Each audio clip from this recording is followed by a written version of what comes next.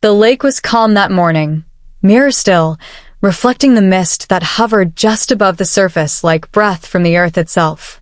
My truck rumbled to a stop at the gravel turnout beside the private property, HOA members only sign. The paint was new, the kind of bold white that tried too hard to intimidate. I stepped out, boots crunching the gravel, and inhaled the cool air. Pine needles, water, freedom. It had taken me 3 years to find this land, 47 acres of lakeside property just beyond the HOA's border. I wasn't part of their manicured kingdom, and that was exactly the point. My wife, Claire, and I had wanted a place to escape, to build something real, but Claire wasn't here anymore. The cancer took her 2 years ago, and ever since, this lake had been the only place that felt like ours. The cabin we'd built together, one room at a time by hand, still stood half a mile from the shore, surrounded by tall pines. I came here to finish what we started, but apparently, the HOA didn't like that idea. The first note appeared 3 days after I arrived. IT was folded neatly and taped to my gate. Notice of violation. Unauthorized structure on community property. Remove immediately or face legal action. I stared at it for a long moment, then laughed under my breath. Community property? My land wasn't part of their HOA. I had the deed, the surveyor's map, and the state permits to prove it. Still, something about the neat red stamp at the bottom, Lakeside Homeowners Association, Enforcement Division, rubbed me the wrong way. It wasn't just a mistake. It was acclaimed a few days later. I found a woman standing at the edge of my driveway. She wore a crisp white polo with Lakeside HOA, embroidered in blue, khaki shorts, and oversized sunglasses that didn't quite hide the steel in her eyes. Her name tag read, Karen Fuller, HOA President. "Can I help you?" I asked, stepping off the porch. She smiled, that brittle, practiced smile you see on people who've spent their lives telling others what to do. "Actually, Mr. Mason, I believe I'm the one who can help you. You've built that cabin just past the boundary line. Technically, that makes it part of Lakeside's controlled area." Controlled area? I raised an eyebrow. "Ma'am, my land's on the other side of the county registry line. This isn't HOA property." She tilted her head like I'd just told her a child's story. The original survey boundaries were complicated. The board decided to extend oversight a few years back.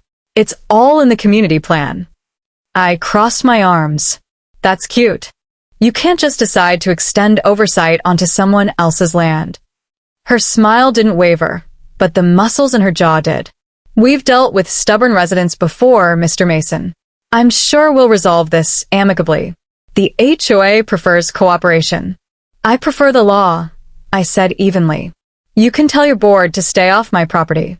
She took a step closer. "If you refuse to comply, we'll be forced to escalate this. You'll be hearing from us soon." Then she turned, heels crunching the gravel, and marched back toward her white SUV. That was the day I realized something. Karen Fuller didn't make threats. She made promises. The next week, she delivered on them. A letter arrived, this one stamped final notice. It accused me of constructing a non-compliant dwelling, disrupting the visual harmony of the community, and endangering shoreline wildlife. I almost laughed again, until I saw the fine amount, $47,000. That wasn't a typo. They tried to bill me for violations on land they didn't even own. I drove straight into town the next day, deed in hand, and sat down with the county clerk. The old man behind the desk, Mr. Harlan, had known me since I first bought the land. He scanned the documents, sighed, and shook his head. "They're pulling this nonsense again, huh? You're clean, Mason. Your property's separate by 0.8 miles. HOA's got no authority here." "Then why are they trying to find me?" He rubbed his chin. "Because they can. Folks don't always fight back, and Karen Fuller's made a career out of scaring people." "Well," I said, standing up, "she picked the wrong guy to scare." That evening, I came home to find tire tracks on my driveway. Someone had been up near the cabin. My security lights were still on, but the motion camera had been unplugged. Inside, everything looked untouched, except for the photo on my mantle. The one of Claire, sitting by the lake in her denim jacket. The frame was tilted sideways. A chill went through me. Someone had been inside. I checked the door. No signs of forced entry, which meant whoever it was had probably used a key. I kept one hidden under a stone by the steps, but it was gone now. That night, I didn't sleep. I sat in the dark, watching the gravel road, listening to every sound. The lake shimmered under the moonlight, beautiful and silent, as if holding its breath. 8:43 a.m. Headlights appeared. A black SUV rolled slowly down the road and stopped by my gate. A flashlight beam swept across my property. Then another set of lights, red and blue, flared behind it. The police stood. I stepped out onto the porch, hands raised slightly. An officer got out, one hand resting on his holster. "Evening, sir. We received a report of trespassing and unauthorized construction on restricted land." I blinked. "From who?" He looked down at his notepad. "Lakeside HOA president, Ms. Karen Fullard." Of course, I took a deep breath and handed him a folder. "You might want to see this before you waste any more of your night." He flipped through the deed, the county stamp, the registered coordinates. His flashlight hovered over the signature line, and he frowned. "This is a state-issued deed. You're outside their jurisdiction." "Exactly," I said. "But she didn't tell you that, did she?" The officer exhaled, clearly annoyed. "I'll make a note of it. Sorry to bother you, sir." As he turned to leave, Karen's SUV headlights blinked from the road. She was sitting there, watching. When the police car pulled away, she revved her engine and backed off into the darkness. The next morning, I went into town again, this time to speak with my attorney, Marcus Reed. He was a calm man, the kind who didn't scare easily. After reviewing everything, he leaned back in his chair. "She's trying to provoke you," he said. "HOAs thrive on control. You're independent. That makes you a threat.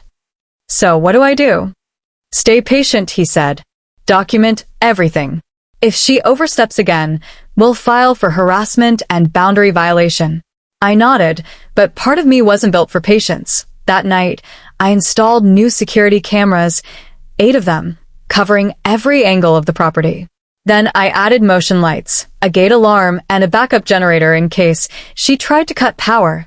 If Karen wanted a fight, she'd find out what happens when you pick one with a man who built his own home, plank by plank. A few days later, I found a new sign hammered into the ground near my gate. "Private lake access. HOA members only. Non-residents will be prosecuted." It was planted right on the border, technically still my land. I smiled, took a photo, and then I yanked the sign out of the ground, tossed it into my truck, and drove straight to the HOA office. The building was pristine. White brick, polished glass, fake smiles at the front desk. I stepped up to the counter and dropped the sign hard enough to make everyone look. "Where's Karen Fuller?" The receptionist blinked. "She's in a meeting." "Good. I'll wait." When Karen finally appeared, she looked more irritated than surprised. "Mr. Mason, to what do I owe this unannounced visit?" I stepped closer, lowering my voice. "You trespassed on my land." She raised an eyebrow. "Your boundaries are in dispute." "No," I said firmly. "They're on record." She crossed her arms. "You're making this difficult, you know. We're just trying to maintain the quality and integrity of our community." Her expression hardened. "You don't belong here, Mr. Mason. Lakeside is a community of order. You're not one of us." "Good," I said. "I sleep better that way." Then I turned and walked out. That night, the cameras caught movement again, 3 figures near my gate, flashlights flickering. I zoomed in and froze the frame. Karen. And 2 men I didn't recognize. They were measuring something along the fence line, writing notes, whispering. One of them sprayed orange paint on the ground, marking territory. That was the moment I realized this wasn't about money anymore. It was about control. Karen wanted the lake, my lake. She wanted every inch of land that didn't answer to her board, and she was willing to do whatever it took to get it. For the next few weeks, everything seemed quiet, almost too quiet. The mail stopped coming. The power flickered 3 times in 1 week, and every morning, when I walked down the gravel road to the lake, I found new signs nailed to the trees, bright red ones that read, "Restricted Area, HOA Surveillance Zone." Each one was stamped with the same fake authority seal that I started photographing everything. Every sign, every tire track, every strange noise caught by my cameras at night. Karen Fuller wasn't letting go. She was tightening her grip, but she had no idea who she was dealing with. The real breaking point came on a Sunday morning. I just brewed a pot of coffee and stepped out onto the porch when I saw something glinting near the lake. Through the binoculars, I spotted a bulldozer. Yes, a bulldozer. Crawling up near the edge of my shoreline. Behind it, a man in a reflective vest held blueprints, and standing next to him, arms crossed and sunglasses gleaming, was Karen. I set my mug down slowly and exhaled. She wasn't just threatening now. She was building something. I drove down there in 10 minutes flat. The closer I got, the angrier I felt. The roar of that machine echoed off the water, drowning out the morning birds. When I stopped the truck and stepped out, Karen turned around, smiling like she was waiting for me. "Morning, Mr. Mason," she called over the engine. "Beautiful day for progress, isn't it?" I glanced at the bulldozer. "What the hell do you think you're doing?" "Just enforcing our community's shoreline restoration plan," she said sweetly. "We're extending the walking path so everyone can enjoy the lake." "This isn't your lake," I snapped. "You're trespassing." She pulled out a clipboard, pretending to check something. "Actually, according to our board resolution, this area falls under our stewardship boundaries." "Stewardship doesn't mean ownership," I said. "You're still on private property. You have 5 seconds to turn that machine off before I call the sheriff." She laughed, actually laughed. "Oh, please. You think Sheriff Daniels is going to pick a fight with me? Half his department lives in Lakeside." That was true, and she knew it. The bulldozer kept pushing forward until I finally shouted, "That's enough," and stepped between the blade and the shoreline. The driver hesitated. Karen barked, "Keep going." But he didn't. He looked nervous. He knew what was about to happen wasn't right. I turned to her, voice low and dangerous. "You're playing with the wrong man, Karen." "Then maybe," she said, smirking, "you should move somewhere you belong." 2 hours later, the sheriff showed up. 2 deputies climbed out of their SUV, hands resting on their belts. Daniels, a tall, heavy man with years of politics behind his badge, followed behind. "Mason," he said carefully, "we got reports of a disturbance." "Yeah, from her," I said, pointing at Karen. "She brought construction equipment onto my land." Karen smiled sweetly. "Sheriff, I'm just following the HOA's development plan. This man has been hostile and obstructive since day one. He even threatened my workers." "That's a lie," I said. "Check the camera footage." She held up her phone. "Oh, I have footage too." Daniels exhaled, rubbing his temples. "All right, both of you, take a breath. Let's look at the paperwork." I handed him my deed, again. The same one he'd seen before. He studied it, frowning, then looked at Karen's documents. Her pages weren't deeds or permits. They were internal HOA memos and maps printed off Google Earth. "This isn't legal authority, Karen," he said flatly. She forced a laugh. "It's enough to establish stewardship. It's enough to get you sued," I said. That's when Karen snapped. "You think you can just ignore the community? You think your money or your past gives you the right to treat us like dirt?" "My past." I frowned. "What's that supposed to mean?" She smirked. "Oh, I did my homework, Mason. I know you were military. Some kind of special program, right? That's how you got this land." The sheriff looked at me sharply. "Special program?" I didn't answer. "Not yet." Karen took that as a win and kept talking. "You see, Sheriff, men like him think the rules apply. But they do here. This lake is for people who follow the system." Daniel sighed, clearly exhausted. "Karen, you're out of line. Mason, if you want to file a complaint, you can. Otherwise, I suggest everyone go home before this gets ugly." Karen's smirk vanished, replaced with something colder. "This isn't over," Sadie smiled faintly. "No, it isn't. That night, I couldn't shake her words. You were military. That's how you got this land." She was partially right, but she had no idea what that meant. This wasn't just private property. This land had been granted to me by a federal veterans program after Claire died, part of a rehabilitation initiative for former service members who'd served under classified operations. The location was confidential for security reasons. The paperwork was sealed under a federal pass, and that pass? It wasn't a membership card or a local permit. IT was a Department of Defense authorization, one that trumped every county, city, and HOA in the state. But I never wanted to use it.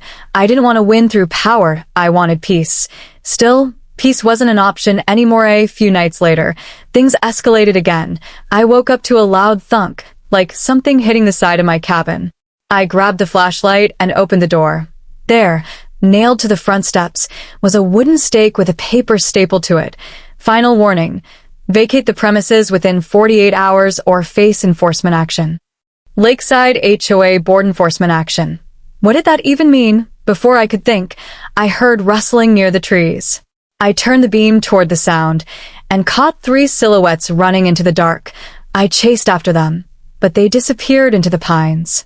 Called the sheriff again. No answer. Then I tried Marcus, my lawyer. He picked up, groggy. Mason, what's going on? They're trespassing again, I said.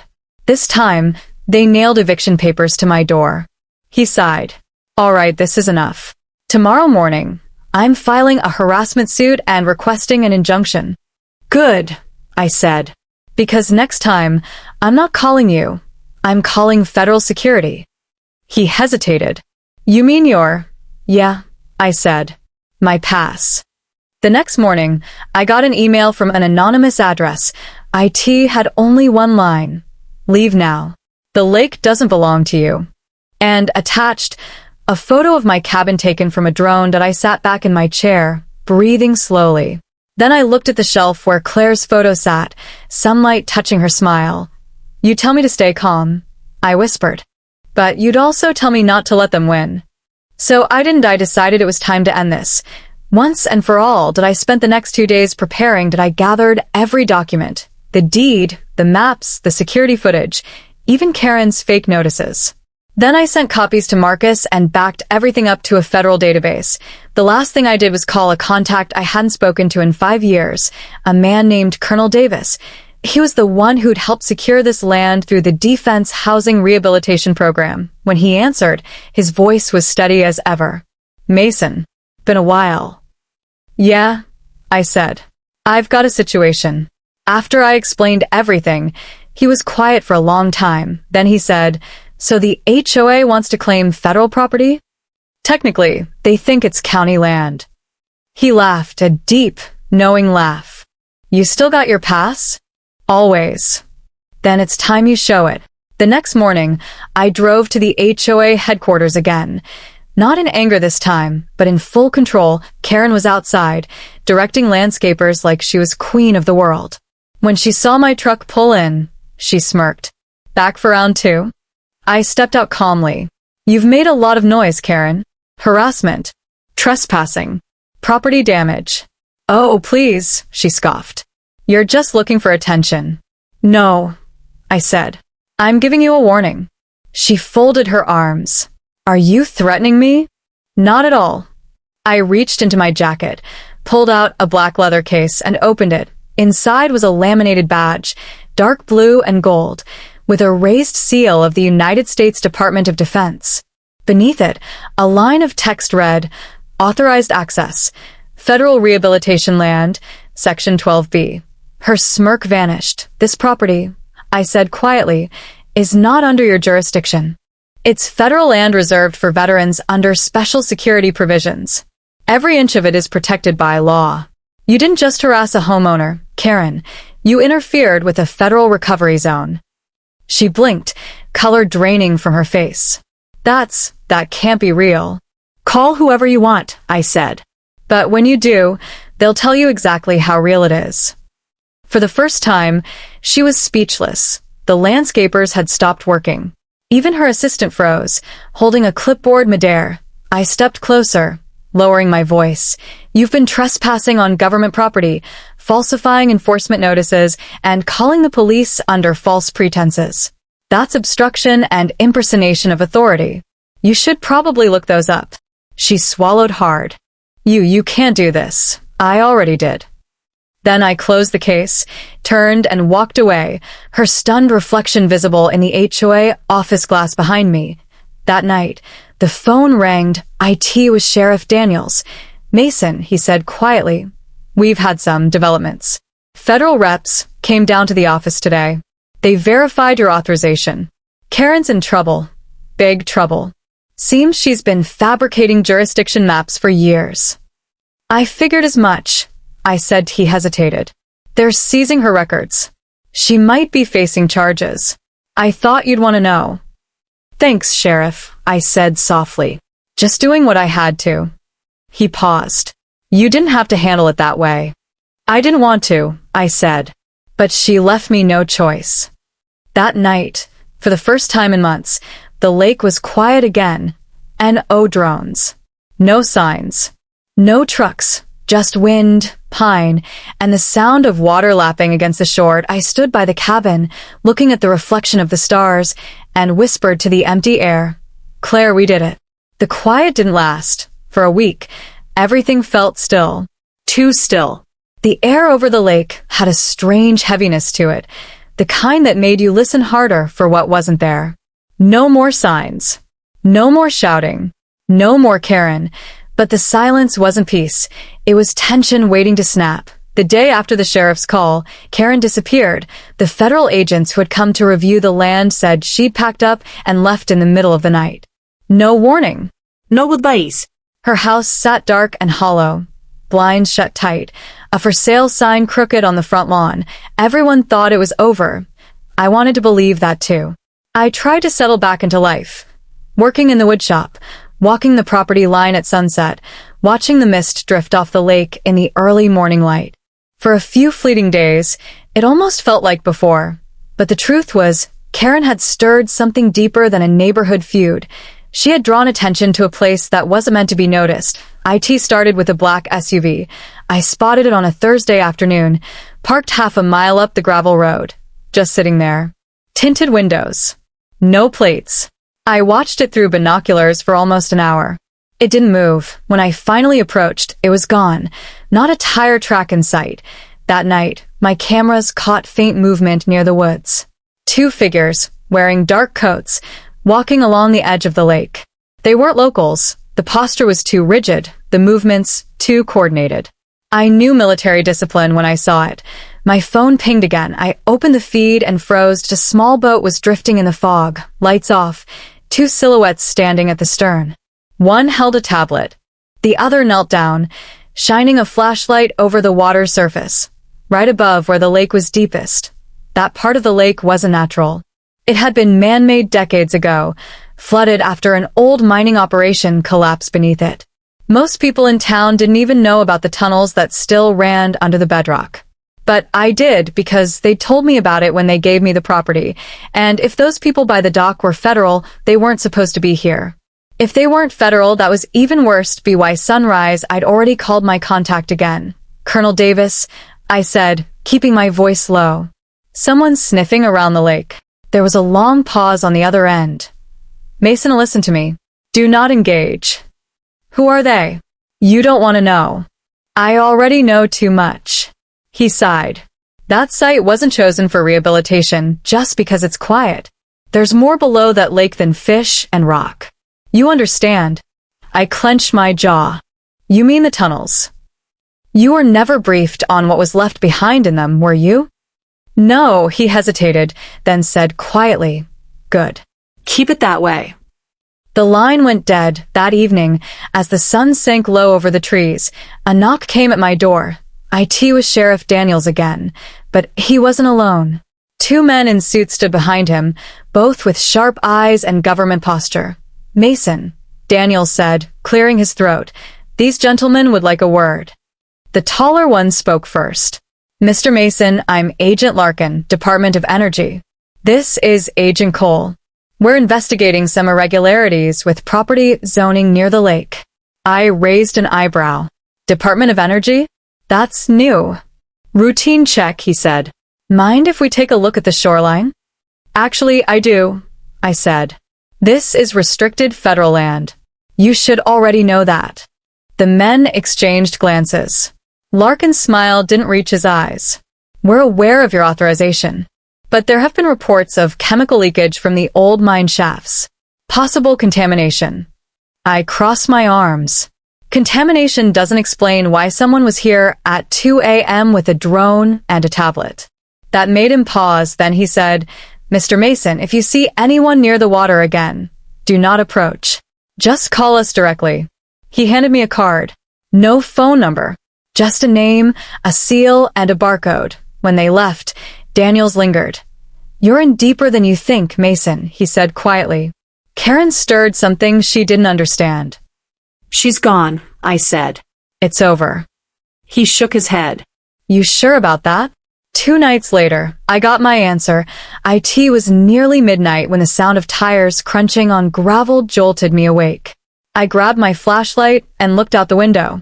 A truck, unfamiliar, had stopped halfway down the driveway. 2 people got out. One of them was unmistakable even in the dark. Karen, my blood went cold. She wasn't supposed to be here. She wasn't supposed to even dare, but she looked different, pale, shaky, desperate. The man with her was tall, scruffy, maybe in his late 50s. They carried a small black case between them, like it was made of glass. I stepped onto the porch. "You've got 5 seconds to leave before I call the sheriff." Karen raised a trembling hand. "Mason, please." I didn't come to fight. I froze. Her voice wasn't sharp or smug. It was scared. "What do you want?" "They're coming," she said. "You have no idea what's under that lake." I frowned. "Who's coming?" Before she could answer, headlights swept across the trees. Another vehicle roaring down the road fast. Karen's eyes widened. "They found me." The truck behind her screeched to a stop, and 2 men jumped out. The same suits from before. Agent Larkin shouted, "Step away from her, Mason." Karen backed toward the porch, clutching the case. "You don't understand. They're lying to you." Larkin drew his weapon. "Drop the case now." I moved in front of her, instinct taking over. Nobody's dropping anything until someone explains what the hell is going on. The man next to her shouted, "She's telling the truth. They're covering it up." A gunshot split the air. The older man collapsed instantly. Karen screamed. The black case tumbled down the steps, hit the ground, and popped open, spilling silver vials that glowed faintly in the dark, humming like static. Larkin shouted into his radio, "Containment breach." I grabbed Karen and pulled her toward the truck as a second shot ripped past us. "Move!" I yelled. We dove behind the vehicle as one of the vials rolled toward the grass. When it cracked, a thin mist hissed upward, cold, metallic, unnatural. Within seconds, the agents were backing away, shouting into radios. The sheriff's SUV pulled up behind them, lights flashing, but Daniels froze when he saw the scene. "What in God's name?" he started. "Stay back." I shouted, "Don't breathe that in." The next hour was chaos. Federal hazmat teams arrived before dawn, sealing off the area. They didn't answer questions, didn't make statements. They just worked, fast, efficient, silent. By sunrise, the dock was gone. The lake was quarantined. Karen sat on the back of my truck, hands shaking, whispering over and over, "I didn't know. I didn't know." When I finally cornered her, I asked, "What were you doing out there?" She looked at me with red eyes. I found out what they were hiding. The HOA was a front, Mason, not for control, but for containment. Containment of what? She swallowed hard. The mine collapse wasn't an accident. They buried something in there, something experimental. And when I started digging through county records, I found sealed documents with your name on them. My name? She nodded. You weren't just given this land, Mason. You were assigned to protect it. The words hit harder than a bullet. It made no sense, until it did.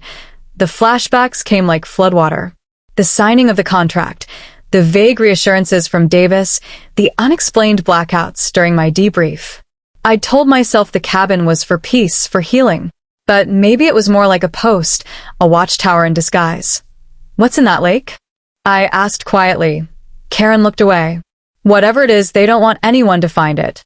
By noon, the agents had taken the vials and the bodies. Sheriff Daniels was told the incident was a toxic chemical spill. The story made local news for one night, then vanished by morning. Karen was placed in protective custody. Her house sold in 2 days, cash, Every record of her name disappeared from county property databases. And me? They told me to stay quiet. Maintain operational silence. But silence had gotten me here in the first place at SO. 2 nights later, I took my truck and drove down to the lake one last time. The quarantine tape fluttered in the wind. The moon shimmered across the black water. And at the far end of the dock, half buried in the mud, I saw something the hazmat team had missed. A metal plaque, old and rusted, stamped with a serial code and 3 letters laughing face. O-E. /Project Shorelight. I reached down, brushed off the dirt, and whispered, "So this is what you were hiding." Behind me, the wind stirred the pines, carrying an echo through the still air, a sound halfway between a whisper and a hum, rising from beneath the surface of the water. That night, I sent one last encrypted message to Colonel Davis. They came back. "I know about Shorelight. It's not contained." No reply came.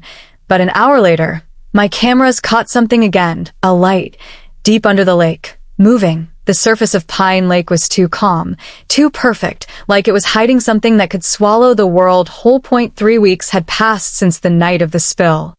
The news had buried the story under bureaucratic jargon. Unidentified contamination, they called it. The entire northern section of the lake was sealed off with concrete barriers and yellow taped, and no one was allowed within a mile.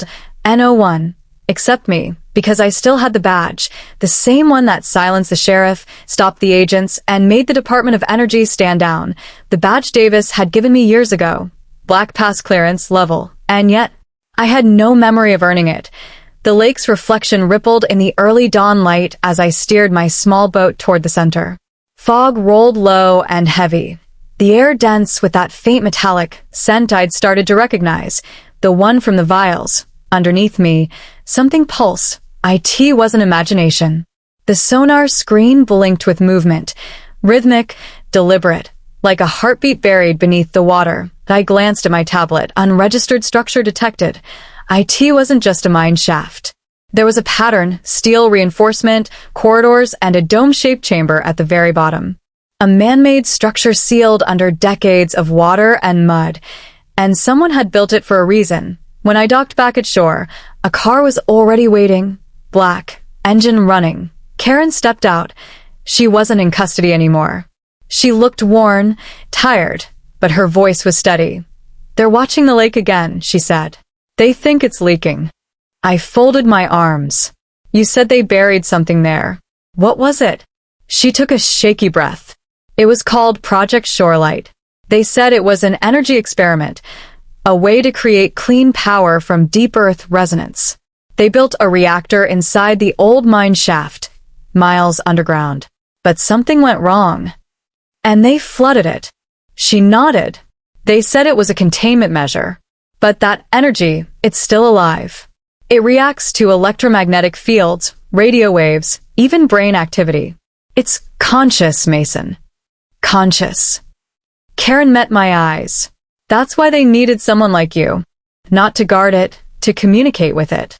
That night, I dreamed again. I was standing in the middle of the lake, the water smooth as glass. Beneath me, faint light flickered in shifting colors, blue, violet, white, like it was breathing. Then a voice, low and mechanical, echoed in my head. "Mason Hale. Return to node." Sequence incomplete. I woke up drenched in sweat, every nerve tingling like static. The lights in my cabin flickered. My laptop powered on by itself.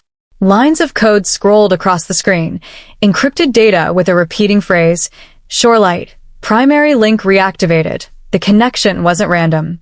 It was calling me back. That I tried calling Colonel Davis again. No answer. Then I checked his file. His entire record, phone, address, service number, had been scrubbed, like he'd never existed. But an encrypted folder appeared on my laptop. When I opened it, a single video file played. Davis looked older, his voice strained. "Mason, if you're seeing this, the core's awake. It was never dormant, it was waiting. You weren't stationed there by accident. You were chosen because of the neural resonance from your prior service project. You're the only one it responds to." He paused, eyes flicking to something off-screen. "They'll try to shut you down. Don't let them." The thing under that lake isn't just energy. It's intelligence. It remembers. The feed cut to static. The next morning, helicopters hovered over the restricted zone. Federal agents in hazmat suits patrolled the shore, trucks lined with containment tanks rumbling in. And then I saw him. Agent Larkin alive, standing with two other men, directing the crew. Karen and I hid in the treeline, watching. They're going to drain the lake, she whispered. They're trying to access the chamber. I clench my fists. They think they can control it. They can't, she said, shaking her head. It's not a power source. It's aware. If they tamper with it. Before she could finish, a blinding flash erupted across the lake. The ground shook like thunder. Water surged upward in a column of light, brilliant, pulsating, alive. Every electronic device around us shorted out at once. The helicopters spiraled out of control, crashing into the forest. The agents screamed as the air filled with a high-pitched hum that cut through bone. Karen fell to her knees. It's breaking containment. I grabbed her arm. We need to get out of here. But it was too late. The light intensified, then collapsed inward, leaving an unnatural stillness in its wake. When I came to, the lake was gone. Drained, a crater yawned where the water once was, exposing the metallic dome at the center, massive, alien, covered in strange hexagonal plating. Its heart glowed a circular aperture, like an iris opening and closing slowly, breathing, and inside the iris, light rippled, forming shapes, patterns, almost symbols. Karen's voice trembled. It's talking, Istered. To who? To you, she whispered. Always to you. Then the voice returned, not throw sound, but throw thought. Ha. Mason Hale. Directive incomplete. Access required. Authenticate neural code. I staggered backward, clutching my head. Get out of my mind. You are the key. They built me to speak through you. I dropped to my knees. Flashes hit my mind, fragmented memories. The briefing room. The implant surgery. The classified oath. I hadn't just been stationed here, I had been synchronized. Karen grabbed my shoulders. What's it saying? I looked up, trembling. It wants to finish the sequence they started. Then shut it down. I can't, I said. It's inside me. Agent Larkin and his team descended into the crater in armored suits, weapons drawn. They surrounded the dome and began welding at its seams, trying to breach it. The hum grew louder. The air shimmered. Then, the light lashed out. A beam of pure energy struck the lead agent, vaporizing him instantly. The others screamed and scrambled for cover as the dome's plating began to move, opening like the petals of a steel flower. From within, a pulse of liquid light surged upward, forming a column that twisted and branched like veins of lightning. The hum turned into a voice that shook the ground. Containment no longer necessary. Purpose complete. Reconstruction begins. Karen clutched my arm. It's rewriting itself. It's evolving. I looked at her, realization dawning. No. It's awakening. I ran toward the dome as the air around us warped from the heat. Every instinct screamed to stop, but something deeper, older, was pulling me closer. Mason. Karen shouted. You'll die. I turned back once. It knows me. Maybe it'll listen. When I reached the platform, the light bent toward me, wrapping like ribbons of energy around my arms. Pain seared through every nerve, but behind the pain came clarity, images flashing faster than thought, cities built beneath oceans, voices speaking in frequencies beyond hearing, a cycle of creation and collapse repeated through millennia. IT wasn't human technology. It was older. Humanity had only found it and tried to use it. Then, in the center of the storm, I heard the voice again. You preserved what they tried to bury. Your duty is fulfilled. Leave now. I can't, I whispered. If they come back, they'll weaponize you. Then take me with you. The light condensed into a small, pulsating core, no larger than a stone, and floated toward my chest. I felt it merge with me, a surge of warmth spreading through my veins. Then everything went white. When I opened my eyes again, I was lying on the dock. The crater was gone. The lake was full. The sky was calm. Karen sat beside me, silent, staring at the water. What happened? I asked, She shook her head. They left. The agents. The equipment. All of it. They said containment succeeded, but… Mason, the dome isn't there anymore. I looked down at my hand. Faint blue light pulsed beneath my skin, steady, rhythmic, like a heartbeat that wasn't mine. They didn't contain it, I said softly. They transferred it. Karen's eyes widened. Into you. Weeks passed. The government closed the site permanently. The entire region was reclassified as protected federal waters. Every record of the incident vanished. The HOA was dissolved. The town quieted down. Karen moved away, leaving behind a short note. You were right to stay. Just promise me you won't go near the water again, but I couldn't promise that, because sometimes, late at night, when the wind dies down and the moon reflects silver across the lake, I hear it again, a faint hum, a whisper beneath the surface. Mason Hale. Directive pending. Awaiting your command. And when I look into the water, the reflection looks back. Not at me. Through me.